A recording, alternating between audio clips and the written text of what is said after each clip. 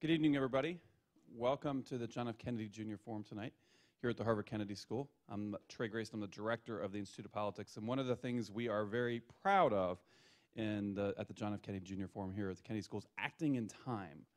And this is a forum that was put together in the last 24, 48 hours with a panel of experts that we have here on campus to talk about the situation in Ukraine, the crisis in Ukraine, and how the U.S. and how Europe should respond.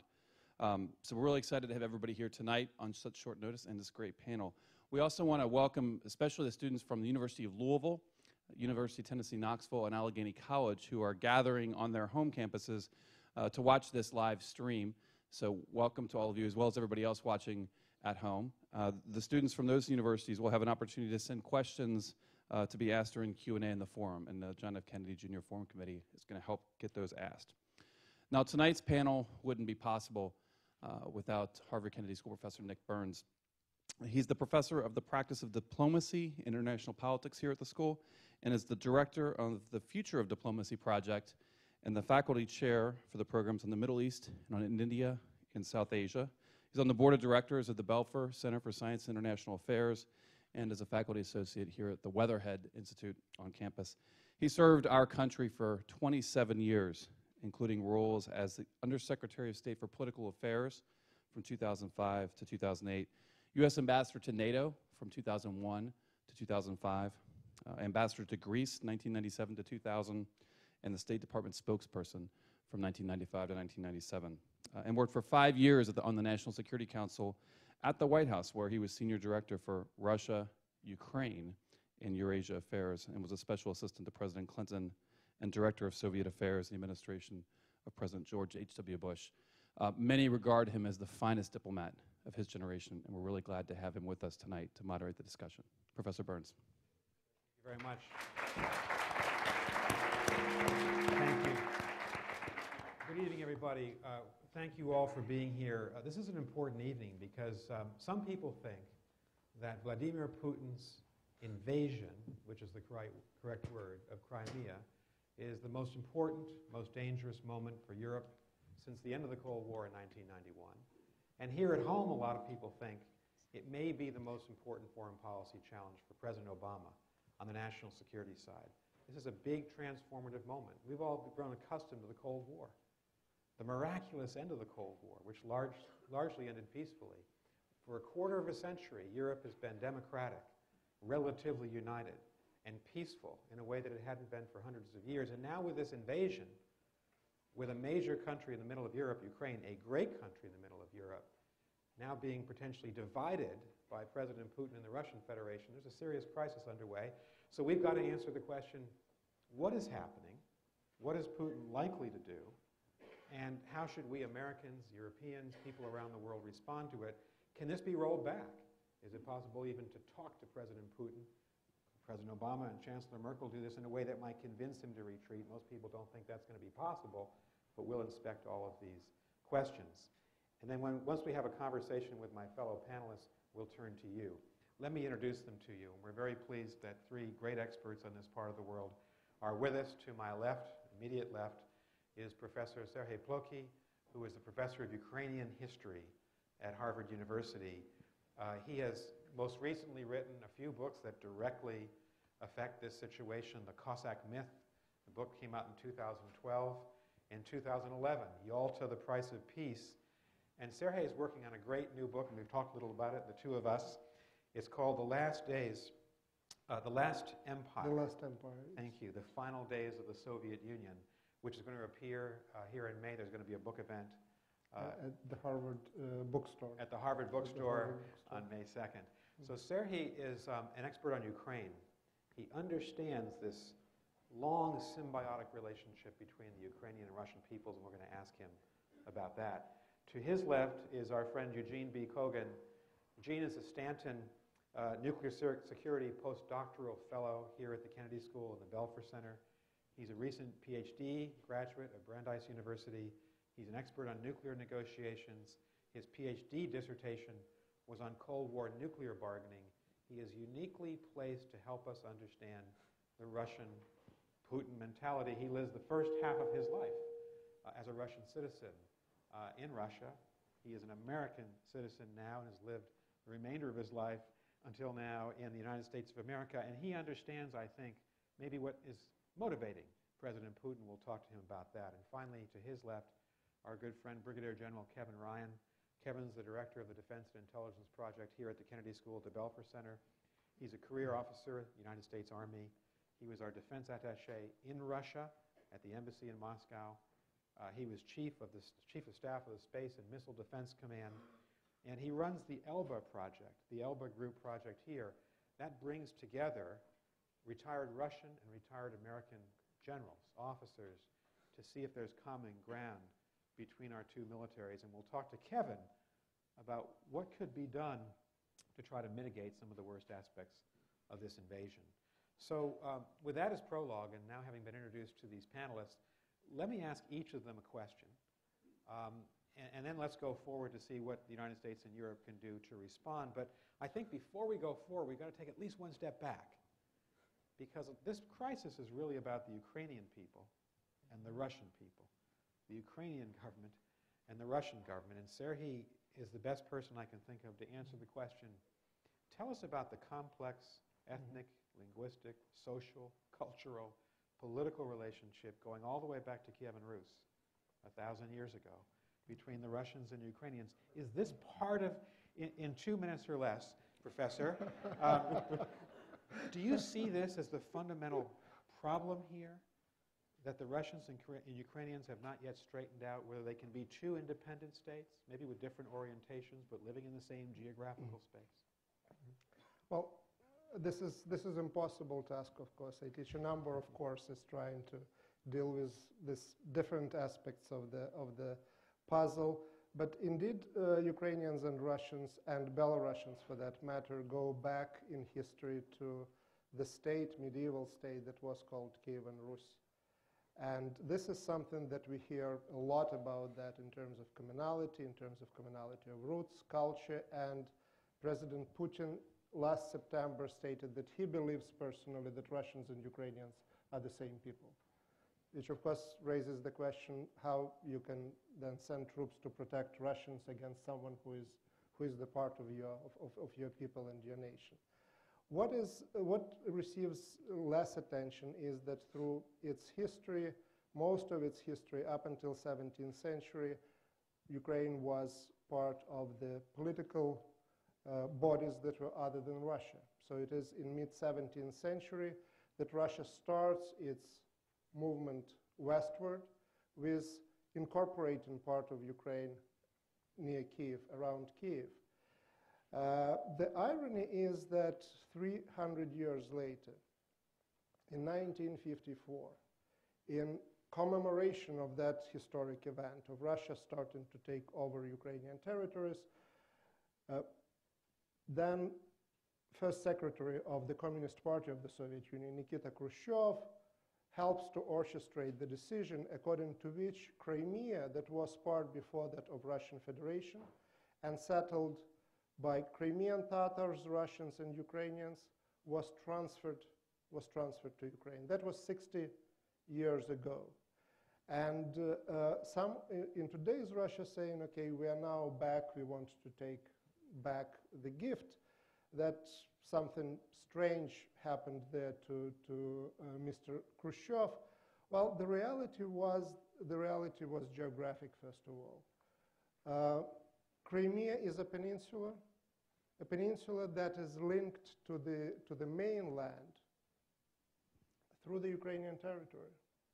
So the economic ties, the cultural ties, other ties were there from the very beginning, from the times immemorial. And from that point of view, that 1954 decision was more a recognition of geography and cultural and historical realities than something that basically can be attributed by Khrushchev doing something that was not thought through.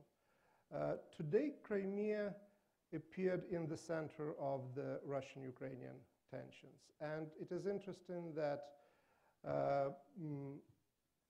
during the referendum for Ukrainian independence back in 1991, the majority of the Crimean population voted for independence. So now there are plans to have new referendum now on the 30th of March. There's not really very clear question posed, and I have questions to what degree the referendum that can take place under basically conditions of military occupation can really reflect the sentiment in the region. Right. And Serhii, just one more step back question to give us Sure. some perspective on this, because it doesn't always come through in the American media. But it is true that Ukraine itself, the entire country, is a mixture of ethnic Ukrainians, Ukrainian speakers, and Russian ethnics who are Russian language speakers. And north of the Crimea, in the eastern part of the country, in the big cities of Donetsk and Dnipropetrovsk, Dnipropetrovsk, very good. thank yes. you, spasiba, and Kharkiv, that you have considerable population of ethnic Russians.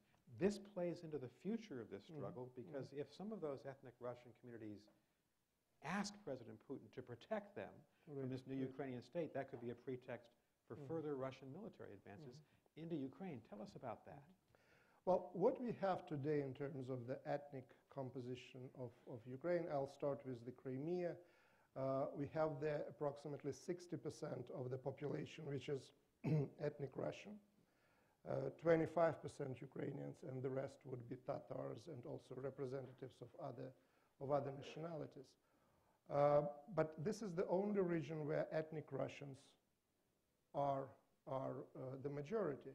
That's why what we very often hear from Mr. Putin and also from Moscow in general, I'm sorry, is that they're protecting not so much the interests of ethnic Russians as interests of Russian speakers.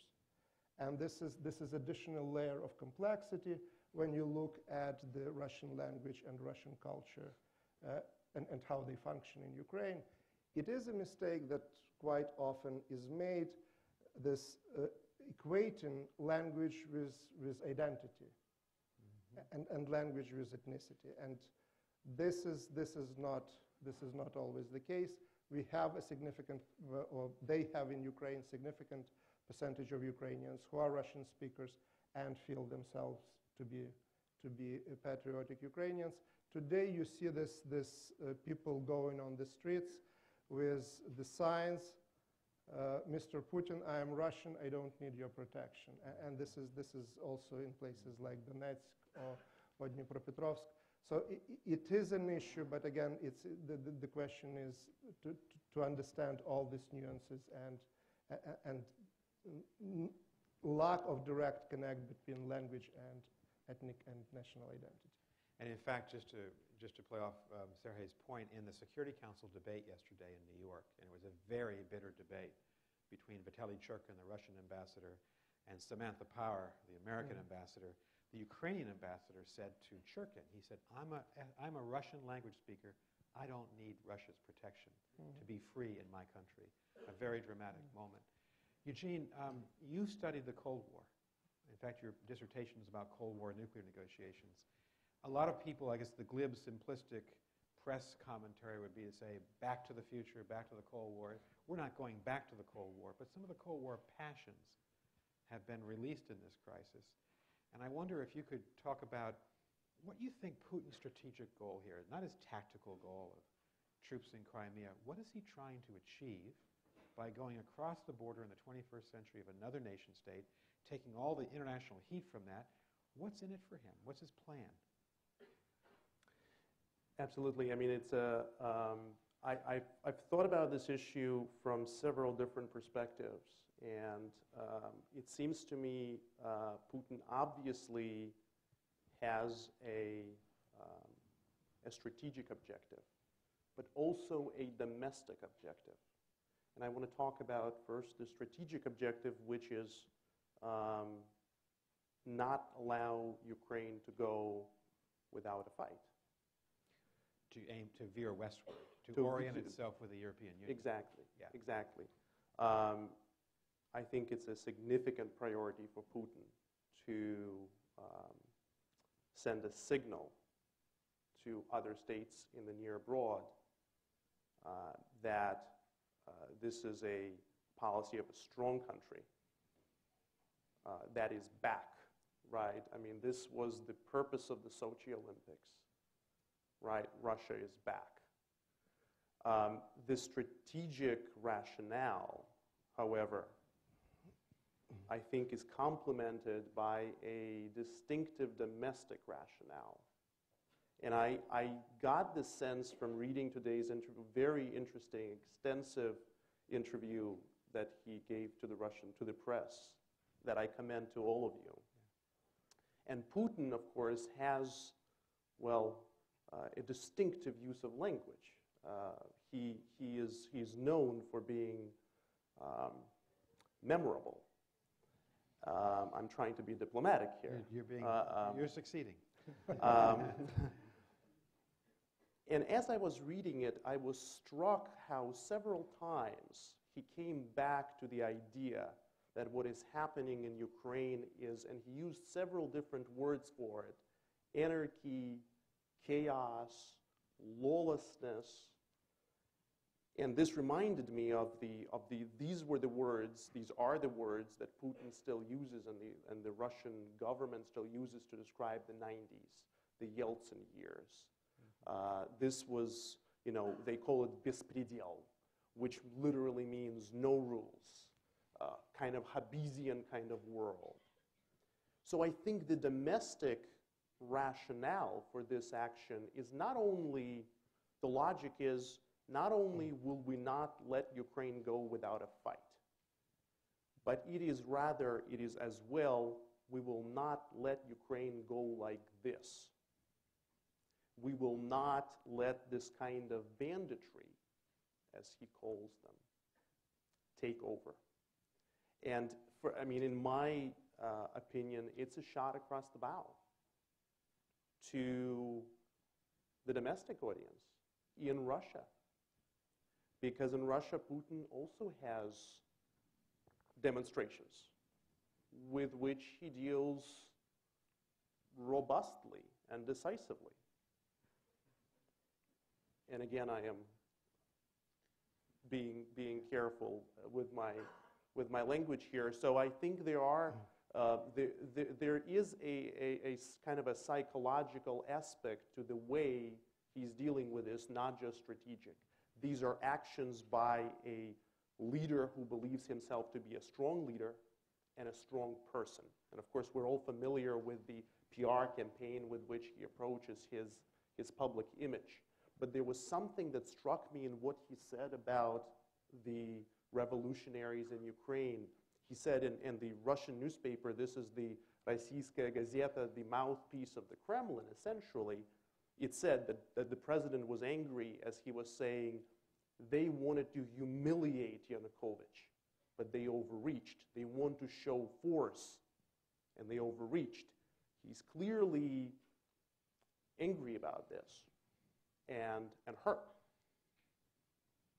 So Eugene, would you agree with a lot of people who believe that the largest strategic objective has to do with the Russian so-called near abroad?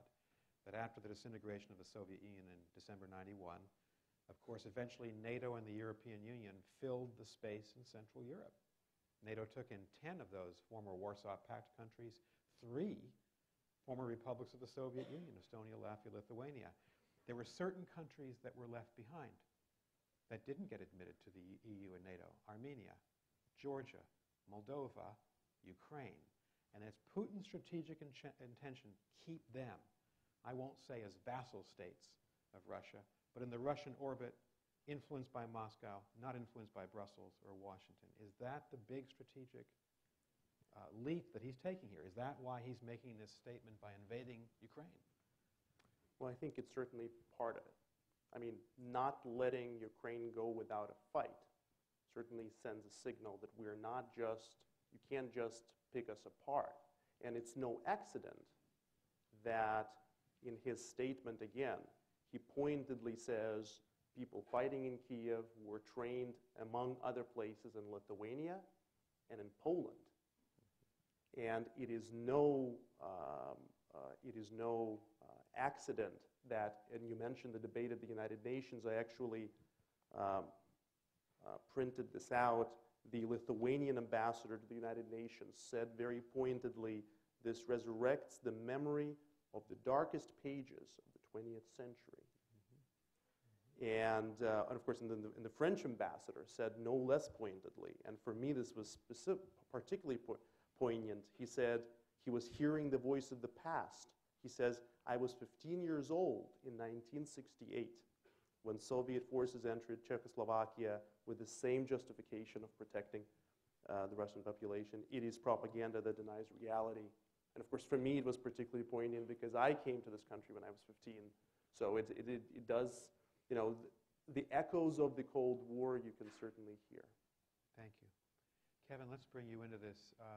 If there's anybody who knows the Russian military, it's you. You were the defense attaché. Your job was to work with the Russian military, but you're also running this group of retired Russian and American officers. So the key strategic question appears to be, did Putin indicate in the press conference this morning in the veiled way that he speaks that he's pausing now?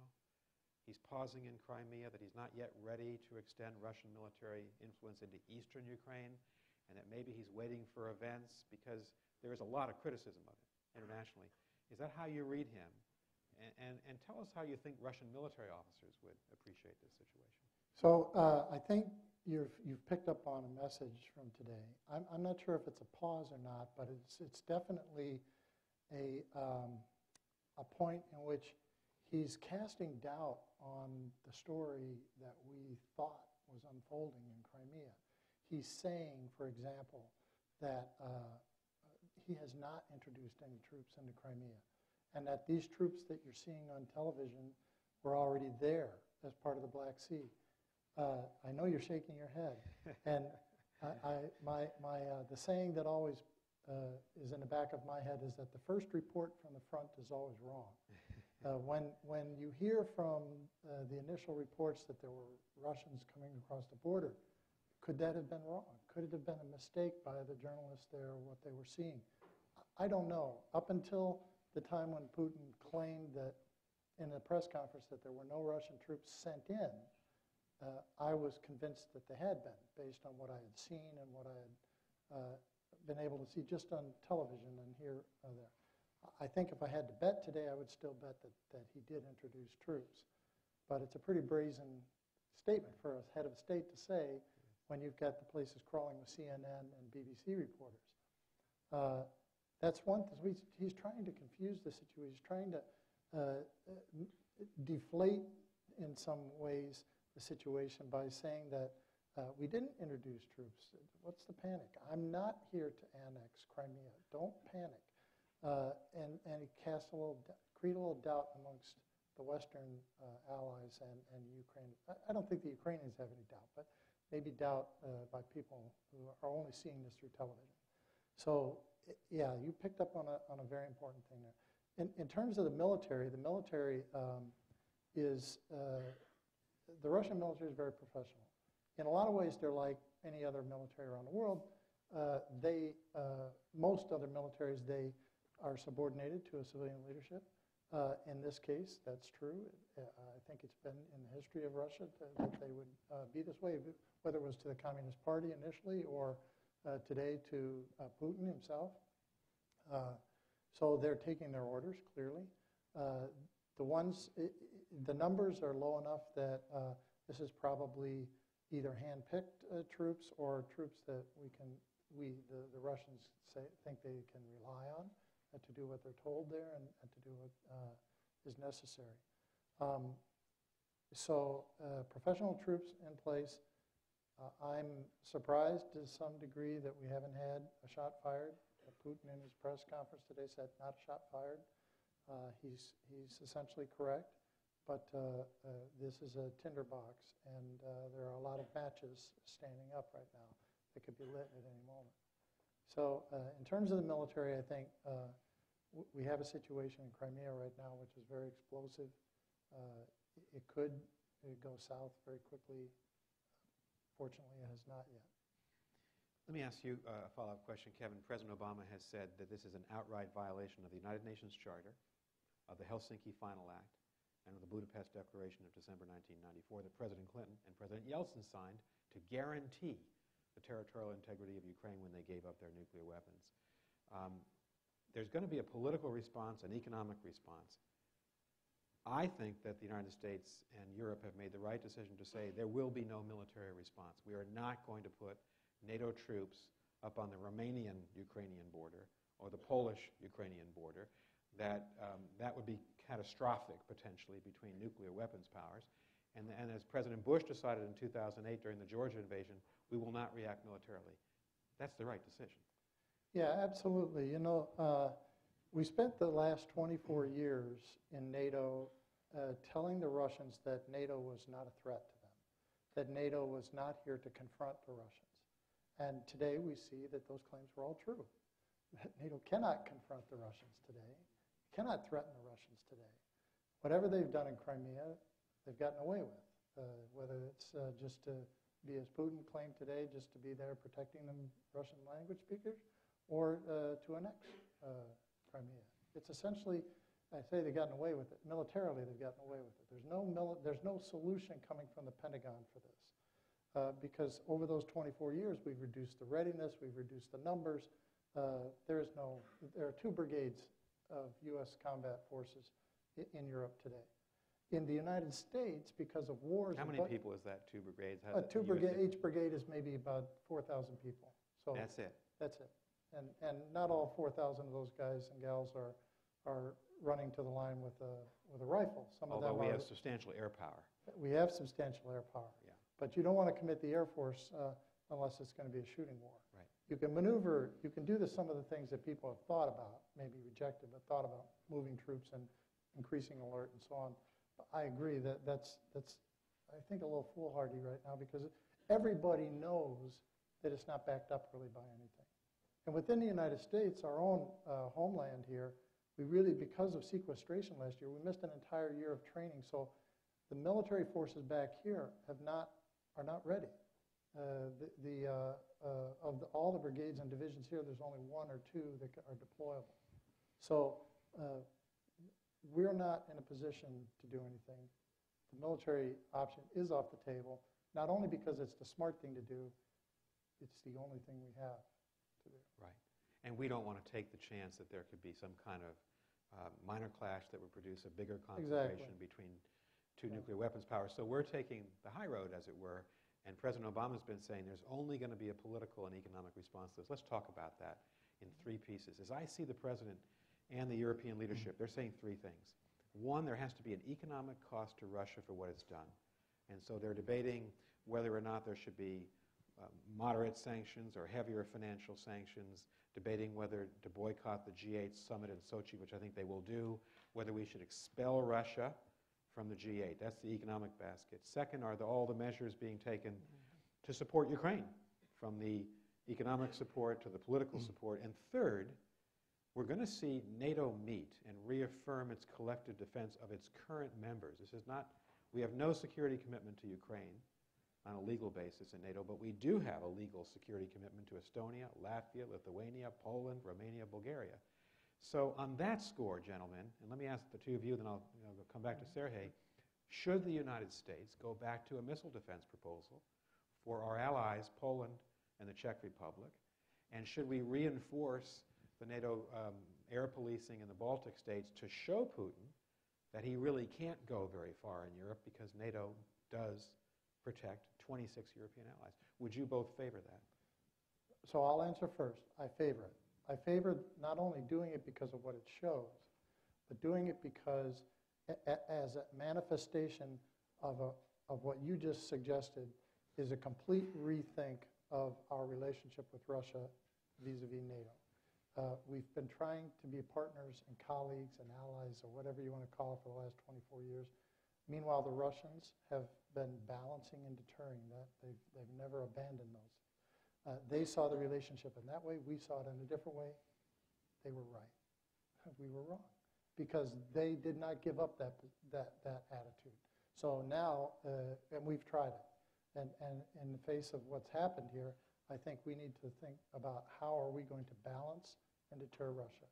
And the examples you just gave are excellent ones, and I would immediately put those on the docket and talk about them. Eugene, how do you think about this? Are we back into a Cold War mentality where the United States has to essentially protect European countries against Russia? I think we have no choice but to send a strong signal to our allies that we stand by them. Russia is sending strong signals. We have to send a strong signal. In fact, you mentioned Poland. It is no surprise that the Poles are concerned about Russian military drills in Kaliningrad recently and have asked NATO to reaffirm the fact that they will be protected. So allies, and in fact, in my opinion, Ambassador Burns, it goes beyond the NATO allies. Our allies in East Asia, our allies in the Middle East are all watching. They're watching if this is going to be another Syria. They are watching if this is going to be another diplomatic conversation about the Chinese air defense zone. So it's really a test, what you seem to be saying, of American leadership and of President Obama's leadership as the NATO leader. Well, I'm going to do something that is not very smart, and that is not to heed Yogi Berra's advice, who said predictions are hard, especially about the future. I'm going to make a prediction. Make a prediction. We'll see. That this crisis is going to define President Obama's leadership for the next several years and his entire presidency in the same way, in a similar way, that the Cuban Missile Crisis defined JFK's. This is very important, and it's very important to stand by our allies. And as Kevin said, to do the things to put back on the table the things that you mentioned. And just one more, and this is a very important point, because peace in Europe, democracy in Europe, has been the overriding American objective from FDR to Barack Obama, every president, Republican, Democrat. This is the test. Can we defend Europe? And it's amazing we're back at this question. We thought we'd never have to answer it again. Those are the stakes that you're talking about? I hate to be coming back to the Cold War. And President Obama said we're no longer in the Cold War. But Trotsky said it well. You know, you may not be interested in war, but war may be interested in you, or something along those lines. This is the world that he is confronting. You can't run away from it. You can't do half measures on it. I think our allies are looking for strong leadership. And the only country that can provide that kind of leadership is the United States. Thank you. Serhii, the big part of the story that is almost being lost in the Putin versus Obama standoff is what's going to happen to the people of Ukraine. Now, they've got the interim government, presidential elections at the end of May. Take us through your thoughts on how best could we help stabilize Ukraine, help Ukraine going forward. Well, Ukraine at this point is a bankrupt state. And to a great degree because of the policies, economic policies of the previous government of President Yanukovych. And that government was basically looting the country. And what you saw for 3 months, there were protests going on the streets of Kiev with sub-zero temperatures, both Celsius and Fahrenheit. People wanted better life and better conditions. They went to the streets when they heard that the government is not signing any more association agreement with the European Union. And in Ukraine at that point, Europe was a short word for a state without corruption, a fair judicial system, better ways of conducting business. And that's the key demand that people in Ukraine, and especially those who spent those months in Kiev, wanted. And there is a lot of ways in which the United States, together with its European partners, can help Ukrainians to achieve that goal. The immediate crisis, the immediate challenge is that Ukraine owes Russia $2 billion in unpaid gas that Ukraine gets from Russia. But the question is not just money. This money should come, but it should come under certain conditions. The reform should be the main condition of that, and reform economic, reform of judiciary. A lot of these things, the laws are already there. They were prepared to sign them. So the template is there. Bringing this assistance together with the technical assistance also how to get there is the most important. It's the most important contribution that it seems to me United States can make to solving Ukrainian crisis, not only immediately, not for the next week or two, but in a longer perspective, in longer run. Thank you. So we are going to see a big effort by the U.S. and Europe to extend assistance. I think Europe and the United States agree on that. There appears to be a fissure between Angela Merkel and Barack Obama on what we do against the Russians, on the question of economic sanctions, the question of boycotting Sochi or expelling them from the G8. Right. Can the Europeans and Americans close ranks? Because if we don't close ranks, hasn't Putin divided us, and won't he weaken the international response?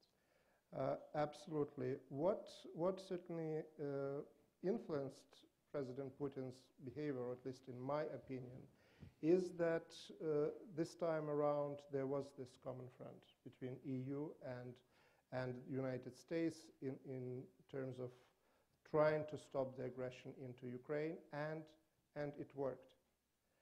The same is true when US and EU were speaking in the same voice regarding the Yanukovych government, and absolutely inadmissibility of the situation where the government gives orders to riot police to shoot its people. Again, it toppled the Yanukovych government, the position that not only US but also EU took. In terms of the sanctions toward Russia, or the way to react toward Russian aggression and occupation of the part of the territory of sovereign state, you're absolutely right. There has to be a common front. If the common front is not there, the sanctions will not be the sanctions will not be effective, or the message that will be sent will be not heard. How to do that? I refer this question to you. Thank you very much. I appreciate it. Well, let me do this. Get ready to ask your most difficult questions of my friends here. We have microphones. We have 4 or 5 of them around here. But I want to ask, as you prepare your questions, let me just ask you all predictions. And I used to hate this when I was State Department spokesperson. People would ask hypothetical questions. I'm going to ask hypothetical questions of the 3 of you. Predictions. Scenario 1 is that Putin stops in Crimea. Ukraine struggles and muddles through to the presidential elections, but it's not divided in 2 by Russia. And somehow Ukraine survives into the future in a very difficult way. Scenario 2, ethnic Russians in the eastern part of Ukraine appeal for the support of Russia, and Russian troops occupy major Ukrainian cities in the east, Kharkiv, Donetsk. And we're looking at a divided Ukraine and a much more inflamed crisis than the one we have today. These are just crude hypothetical situations, but I'm just trying to put you all on the spot.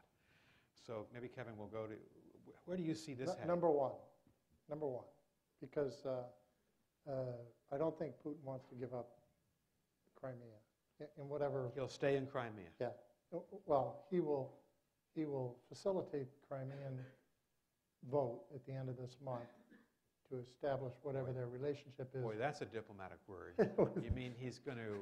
he's going to stay there and keep the Ukraine. He's going to stuff the ballot box. He could do that, but I think he's going to let this unfold, and Crimea may establish itself in some, I don't even know what the term might be, some more independent status with the Ukraine, and a different special relationship with Russia. That'd be fine for him. He's not going to give up Crimea. He saw an opportunity to take back a place which, as the professor suggested, had a great emotional as well as strategic importance to Russia. He's not giving that up. The rest of Ukraine, he can leave that in turmoil, tie up the West and the Ukraine for years trying to fix all of that. We'll be so busy trying to save the Ukraine while he's sitting down there in Sevastopol. So let me just get this straight. So you think that he's going to stop at Crimea. He won't, unless there's an absolute reason to do so, send his military north. he's just going to steal Crimea against all international laws and keep it and not withdraw in the next 5 or 10 years? Against all the laws that you and I might cite, he'll cite plenty of laws that allow him to do that. There's a great article by Roger Cohen, who's going to be at the Kennedy School Thursday morning for breakfast, open to the public. Roger wrote in the New York Times this morning, he ends his article with a quote about the sanctity of international law, that only the UN Security Council can actually authorize the use of military force. Countries can't go beyond those borders. It was Vladimir Putin's critique of the United States on Syria, and that gets to this question of international law. So at least that's something we can use against him. Eugene, scenario 1, which is Putin stops where he is. Scenario 2, he moves forward with his military. I am pessimistic that it will be scenario 1. The most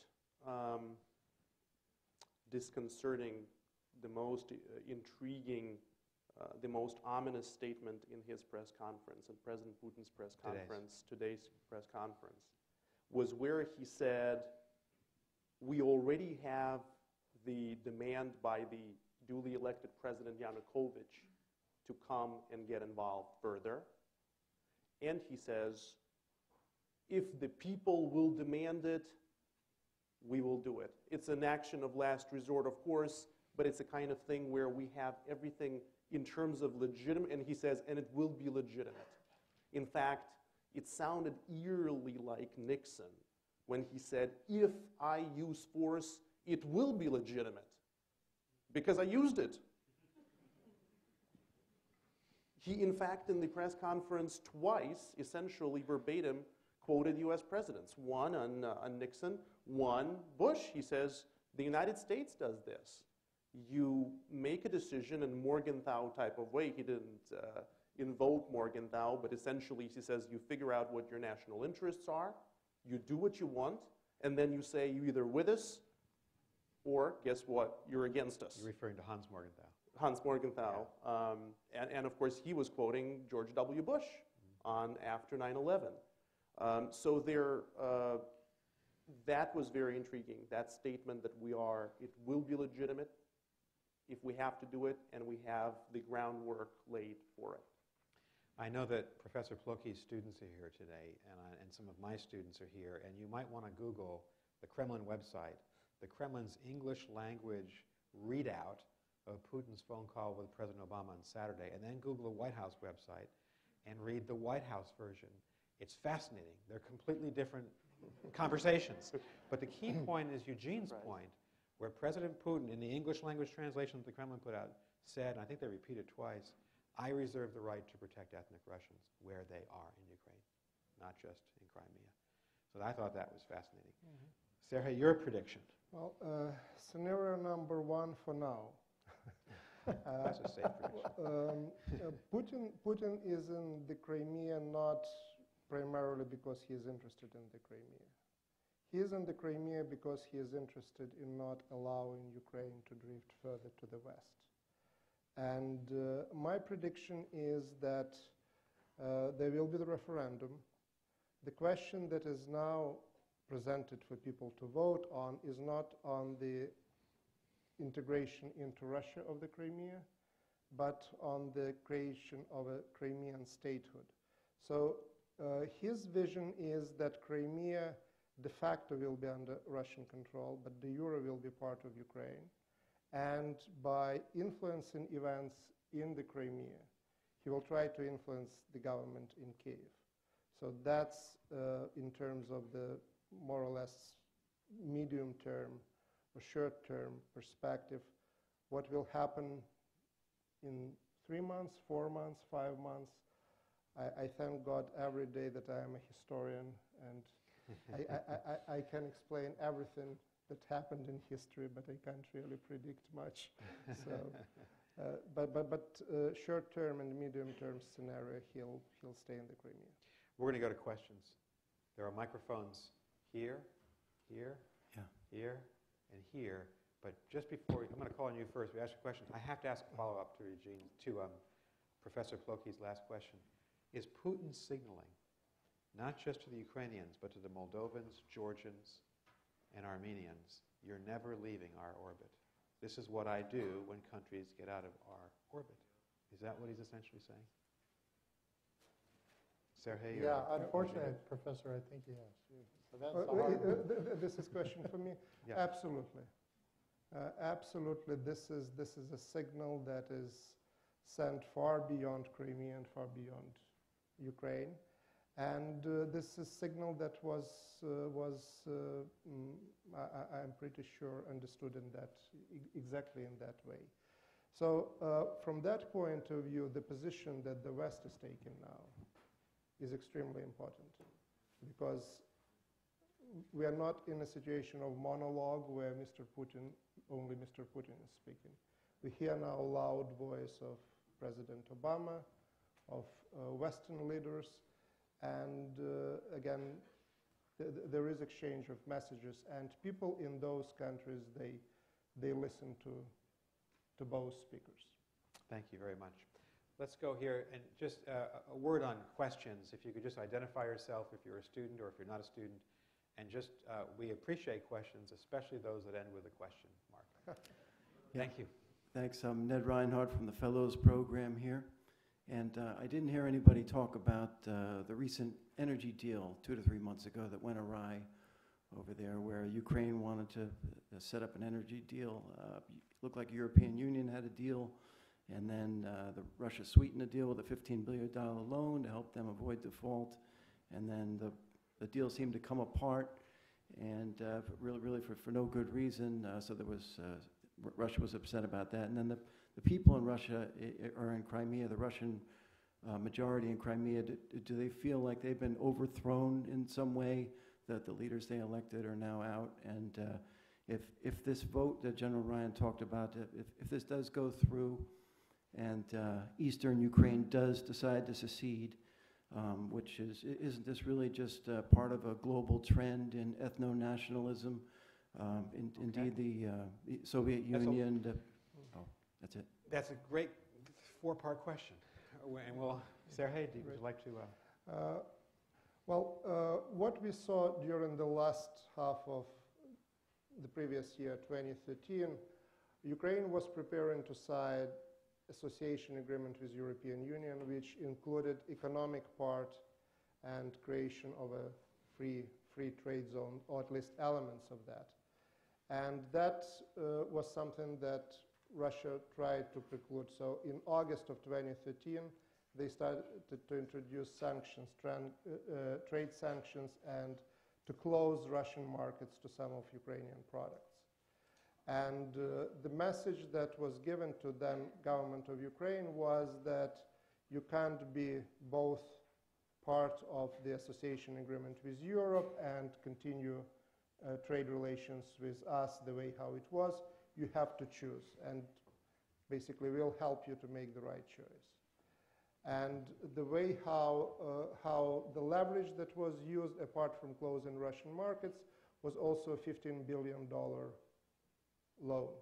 And the first part of that loan, $3 billion, was transferred to Ukraine. Again, conditions were that the government was supposed to suppress the protests that were there, and of course it didn't work. And what we hear now, that Russia is withdrawing in terms of the remaining part of that loan. Apparently it is not happening. So that's the dynamics, and that's the chronology of that economic deal. And then there were 2 additional questions.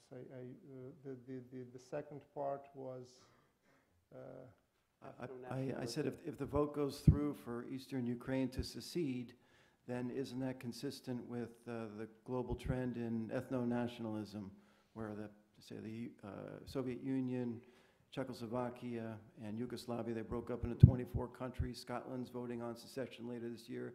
Catalonia is talking about it. I guess the question would be, would it be on a free and fair basis, that vote? Again, it can't be a free vote under current conditions, which are conditions of occupation. You also asked, now it came back to me, the question about what people in the Crimea think about that. Again, limited access of journalists, we don't know for sure. In February, they did polling on whether you want to be part of Ukraine or want to be part of Russia. At that point, the majority of those polled were in favor of being part of Ukraine and staying as part of Ukraine. Anecdotal evidence that I have is that the local elites, the Crimean elites, would prefer to go back to the situation before the Russian invasion. For a number of reasons, they felt that they had more autonomy and more power and more leverage in Ukraine the way how it was in comparison to what can await them in Russia. So again, this is unconfirmed type of information, but from what I know about the situation, it makes a lot of sense. Thank you. Sir, Roman. Roman Rubchenko. I'm the student here, mid-career at HKS. The question I have is the following. All of the discussions that we're having right now assumes that there is no violence right now, that there are no shots fired, that everything is peaceful. Crimea is quite a diverse place. We have 15% of the population of Crimea are Tatars who've been wronged by the Soviet Union in the past, and they still maintain that in their DNA. They're very, very united, and they're doing their best right now to stay calm and not to react. I've seen many videos already where people start coming out to the soldiers and start antagonizing them, asking them, who are you? What are you doing here? So it looks like people are growing impatient. How does whatever we're talking about today, how does it change if the violence starts? Shots are fired, be it militias, people formed militias, or be it Ukrainian government deciding that they need to get rid of those unmarked soldiers that Russia says are not their soldiers from Crimea. How does that change the situation? What does the United States do then? What does European Union does then? What does NATO do? Good question, Roman. Who would like to?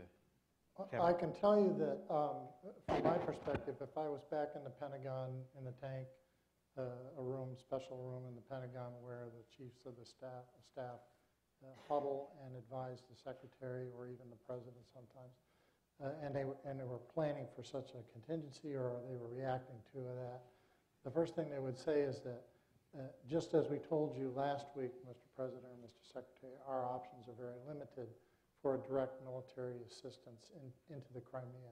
What we can do is we can begin to send assistance, material, advisory, and other kinds of assistance immediately to Kiev and to try to bolster the Ukrainian military. You've described a very dangerous situation, which I think it would be foolhardy for me to try and predict how that would unfold. Hopefully we won't have to watch that happen, but that would be just a terrible mess which would spiral out of control very easily. And I'd just say, Roman was in my class today, and we surveyed the great powers today. How are they reacting to this crisis? And if, Roman, if your prognosis becomes true, tragically, if there's violence, and if the Russian troops move further, I wonder if it's going to be a real risk for President Putin, because he'll be subjected to greater international condemnation. What our class determined today is that India has said nothing. India is not condemning this. Brazil is not condemning this. China took a very careful line in the Security Council meeting, but not quite pro-Russian yesterday. And the Europeans have not reacted as strongly as I would have expected. So if this scenario unfolds of greater violence, greater international condemnation of Putin. So there's a risk to him if he does incite this kind of violence. Please. And Roman is from Ukraine, so yes, absolutely. So it seems to me that the risks are not being discussed right now. Ukraine has 6 nuclear power stations. There is a gas pipeline that goes through Ukraine that supplies 20% of the gas that's consumed by Europe annually. We have 46 million people, and if that was to happen, there's a lot at risk for Europe. There's going to be a refugee problem, be it Tatars leaving Crimea, going into Ukraine, be it Ukrainians, Western Ukrainians leaving and going into Poland or Hungary. It seems like everyone is taking a position right now, well, let's just hope that it doesn't happen. Let's just close our eyes and tomorrow it will go away. And it seems like someone should be planning for these contingencies and thinking and having an idea what to do when that happens. I mean, don't you find that peculiar? Eugene? Well, regrettably, I'm not one of those in the group that plans for those contingencies. But my sense is that with the options that we have to distinguish clearly what the kind of policies we are proposing here, what objectives they can achieve.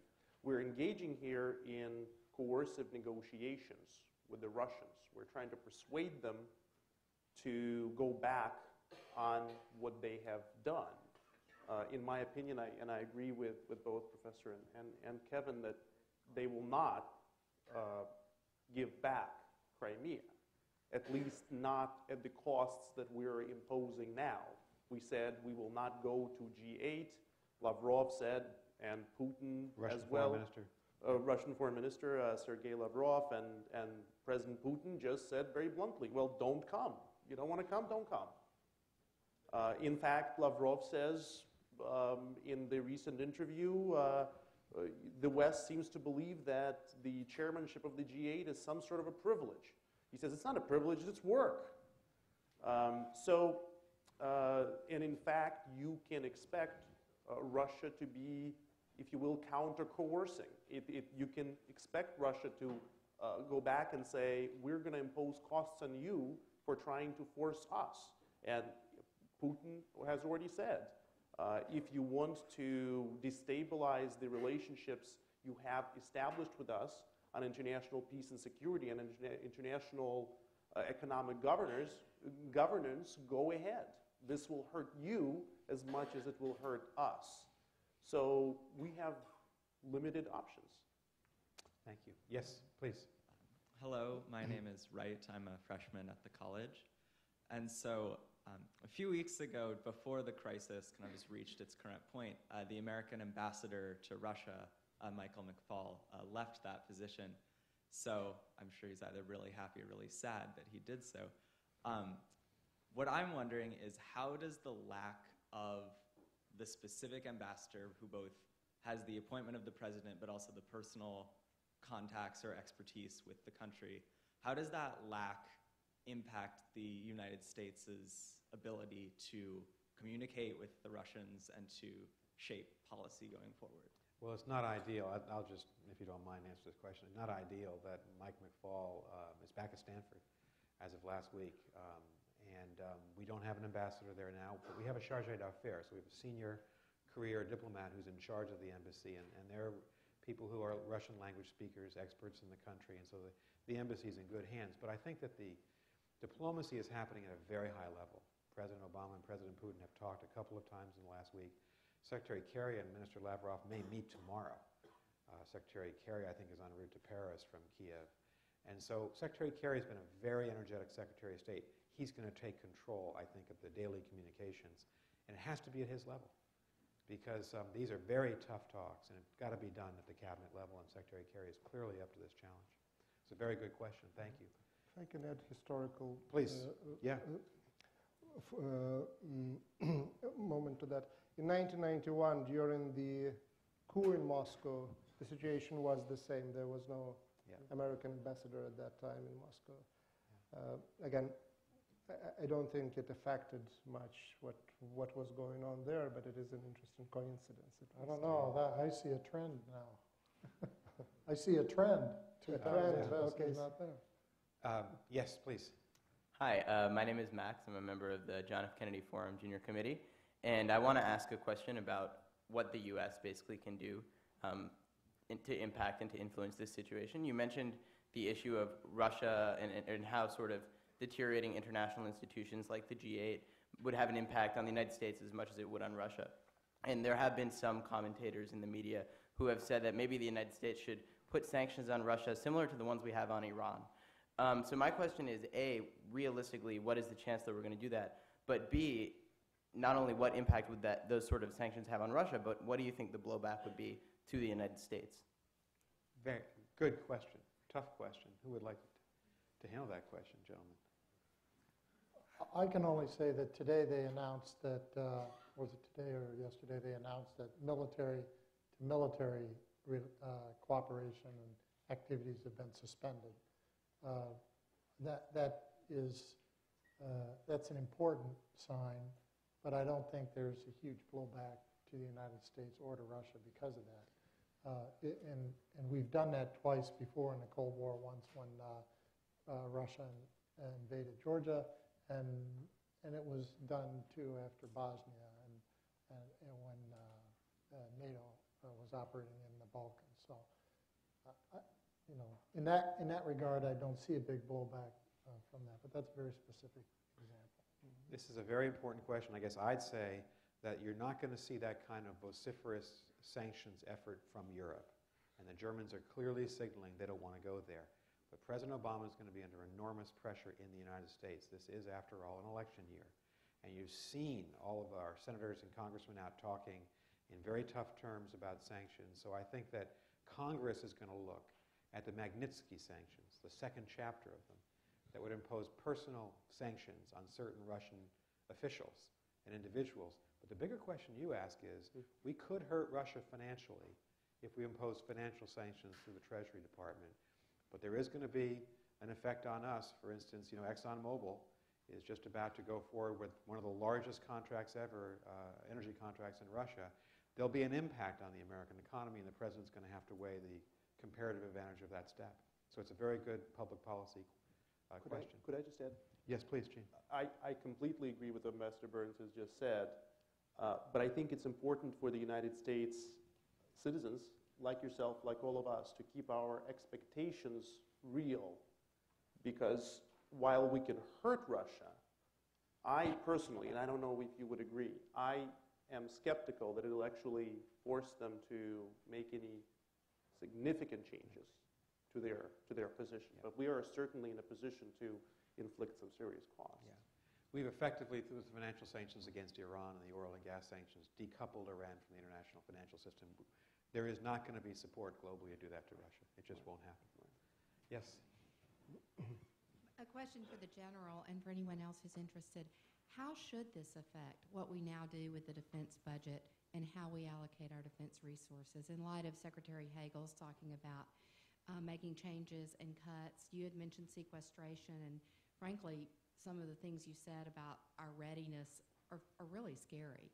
So should this cause a reevaluation of what we should be doing with the budget? Thank you. Yeah, we should be reevaluating, but I want to say that if I'm talking tough here, don't misinterpret. I think the reducing budgets, the reducing size of the military, these are things that are in response to tectonic plates that are forcing this. This was happening when Bush came into his administration back in 2000. We were reducing the Army, we were reducing costs. It was interrupted by 2 wars and 9/11, rightfully so. But now we're back to responding to those forces. And I think even though I like personally a bigger Army, I think there is the U.S. is still going to be reducing. Now, we can still be very capable military. We can still balance and check and deter Russia with this new military that we'll have. And I think we just need to do it that way. In an election year, there may be pressure, though. And I'm not talking not to go politics. forward with the defense budget. Yeah. We'll see. It's a very good question. Yes. My name is Artyom Gegamyan, and I'm a fellow here at Kennedy School Carr Center for Human Rights Policy. And I was born in a geopolitical entity which does not exist anymore. And I was one of the victims of this bidding system here at Kennedy School, so I couldn't take your course, Professor Branson. It's great to have you here tonight. So my question is about during last 2-3 weeks, CNN, BBC, and others kept entertaining us by showing those golden toilets and stuff like that. And I just wanted to assure you that there are a lot more golden toilets in Yerevan, in Baku, a little bit less probably in Tbilisi, and still in Minsk. And then when you are saying that Russia sends us, Armenians, to Georgians, Azerbaijanis, Azeris message that we are never to leave the Russian orbit. So the question is, what is this orbit about? And this orbit is about lack of rule of law, lack of democracy, violation of human rights, and about golden toilets. So my question is, what are your thoughts in terms of South Caucasus? What we should expect? Do you think that those events can escalate, in South Caucasus, and do you think we should start making Molotov cocktails already from now or not yet? Serhii. Okay. As an expert on Molotov cocktails, it all depends on how things will turn out for Putin in the Crimea and in Ukraine, and how effective the sanctions will be and Western response in general. Because we had a similar situation a few years ago with Georgia, and now everyone is saying that basically Putin got away with what he did there for a number of reasons, and that what the world got and the region got as a result of that was this new adventure in the Crimea. So from that point of view, the results of this crisis will be really very important for the rest of the post-Soviet space. If the price for the intervention will be too high, then that means that there will be no need for Molotov cocktails in other parts. If it will be considered that the price is okay, that they can pay this price, then probably we'll get more Crimeas in the future. And again, not just in Ukraine.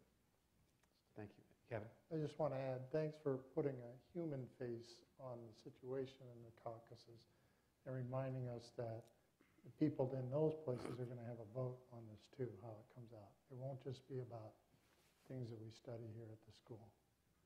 Thank you. We have time for two more questions, and they're right here at this microphone. Good evening. My name is Yulia Ladina, and I'm a fellow here at the Ukrainian Research Institute. And I have a question to you, first of all, but I would be interested to get the feedback from all the presenters. You've mentioned today that NATO has no legal obligations towards Ukraine, but you seem to overlook that United States and the United Kingdom have the obligations towards Ukraine, legal obligations according to the 1994 memorandum. So don't you think that United States, first of all, has to do more than just economic and political support, has to go all the way to protect the territorial integrity of Ukraine? And if it fails to do so, don't you think that it could lead to consequences with the situation in North Korea, Iran, Pakistan, and India with their programs of nuclear weapons? Thank you very much. And since I was working with President Clinton and was with him in Budapest when he signed this agreement, and just a short summary of what this is about. Ukraine gave up its nuclear weapons. They were nuclear weapons in the soil of Belarus, Kazakhstan, Ukraine, and Russia when the Soviet Union imploded. The United States led the effort with the United Kingdom to convince Ukraine, Belarus, and Kazakhstan to give them up and actually to transfer them back to the Russian Federation. We were worried about nuclear proliferation. We were worried about too many nuclear weapons in the post-Soviet space, and I think it was the right decision, but the Ukrainians were worried. President Kravchuk at the time, when they gave up their nuclear weapons, at some future point, would some other country, i.e. Russia, threaten Ukraine's territorial integrity? So the document that was signed is called the Budapest Declaration, signed at the CSCE summit there, December '94. President Yeltsin, President Clinton, the British Prime Minister signed it, along with the Ukrainians, to say, we will all respect the territorial integrity of Ukraine and the sanctity of its borders. I'm not quoting verbatim. And that if it's violated, all of us will consult to try to protect it. So I'd say, here's the problem for President Obama. That was not a treaty. It can't be enforced. It's just an agreement. So there's no legal obligation for President Obama to send the U.S. military to protect Ukraine's borders. But I think there's a moral, political obligation for us to be not just concerned, but to actively oppose what President Putin has done. And to do everything we can, and it may take years, to see if President Putin can be rolled back in Ukraine. But I don't think that will be through military force. In fact, it won't be. It'll be done through politics, through political pressure and economic pressure. And I'm quite sure, because President Clinton was sure when he signed it, that that's what he agreed to do on behalf of all future American presidents. But there is a moral obligation for us to stand up and oppose what the Russians have done, to your country? Are you Ukrainian? Yes, I am. Yeah. It's a very good question. I don't know if anyone else wants to comment on that. No, I basically agree with that. Ukrainians very much count on support of United States of America and UK, and many are saying that, well, after what happened, you really can't trust Russia agreements with Russia. That was not a prevailing attitude in Ukraine before, but certainly it is becoming prevailing now. So the violation, in particular, of that treaty. Thank you. I Eugene? would just add quickly that the crisis in Ukraine raises a fundamental question in international relations that has been around for a very long time. And it's about the use of force and when it's legitimate and when it is legal. And Ukraine, Ambassador Burns will correct me, I believe is an associated or member of, it's not a member of NATO, but it's a Partner. It's a partner nation. Yeah. It's a partner nation. But as I said earlier, I think the United States has to be concerned about perceptions. The perception whether there is U.S. power or whether there is U.S. leadership or there is not. Whether the United States stands up for what is right and goes against what is wrong. And if sovereignty has any meaning still in international politics, or if an aggressor state is a nuclear power, that maybe those rules don't apply. Maybe we should have that debate the next forum. But those are the fundamental questions of this crisis in my opinion, that this crisis raises. Yeah. Thank you. Thank you for a very good question. Well, the follow-up question is, if United States fails to support Ukraine in preserving its territorial integrity, what message would it send to Iran, North Korea, Pakistan, and so on, to the world? How much value would United States have as a guarantor, a protector of sovereignty of other countries? Fair in enough. Similar situations. Good question. I think it gets back to the point that Eugene made, that there is linkage here, and that what the president chooses to do is going to have an impact on U.S. credibility and how the Iranians, Syrians, Hezbollah, others around the world see us. You had made that point. Absolutely. I don't want to take more time, but absolutely there's linkage, and absolutely those countries are watching, and our allies in those regions are watching.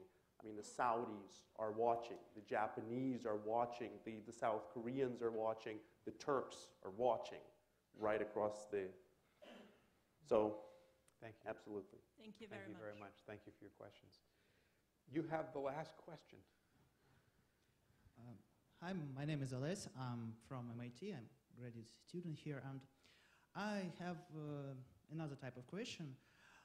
You know that when people 3 months ago went to the streets, they didn't want new president. They didn't want new parliament. They needed a new system, new political, new economical system in Ukraine.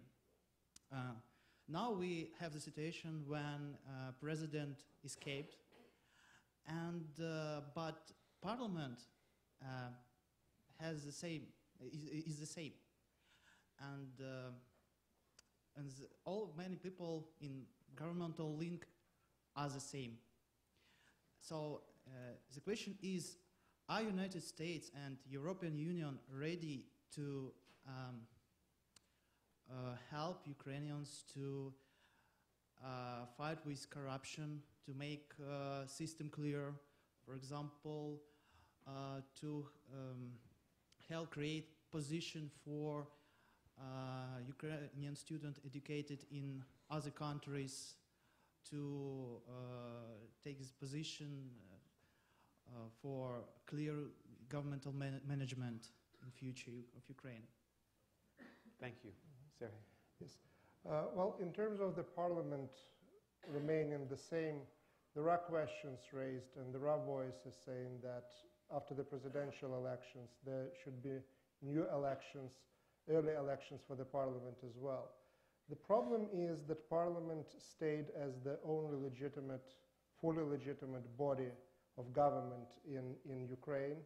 And going further in that direction of changing everything at this time would be really very, first of all, difficult, and second, would be very dangerous. Because the intervention, Russian intervention in the Crimea, appeared at the time when the government was just being formed, when the local governors were not yet replaced. They didn't have time to establish some links there and control over the territory. And this is one of the reasons why you see this either protests or riots with the participation of the people bussed from Russia in the neighboring areas of Ukraine. So the parliament should stay there, at least until the presidential elections. And after that, I am pretty sure that the state of the society is that the society would like to have new elections as well. In terms of what US and EU can do, again, the money that is given and will be given should come with a lot of conditions attached. And the reform of judicial system, other types of reform should be absolutely part of that. What was bad about Russian money? Not that it was coming from Russia, but what was bad that it was coming without any conditions attached in terms of the reform of the system. And that was, those money would be eaten up within 1 year, and then Ukraine would stay exactly in the same place where it was or it is now. Thank you very much. I want to thank Professor Serhii Plokhii, Eugene, Kogan, Kevin Ryan, General Ryan. Thanks to all of our panelists tonight. Thank you. Well done. Thanks so much.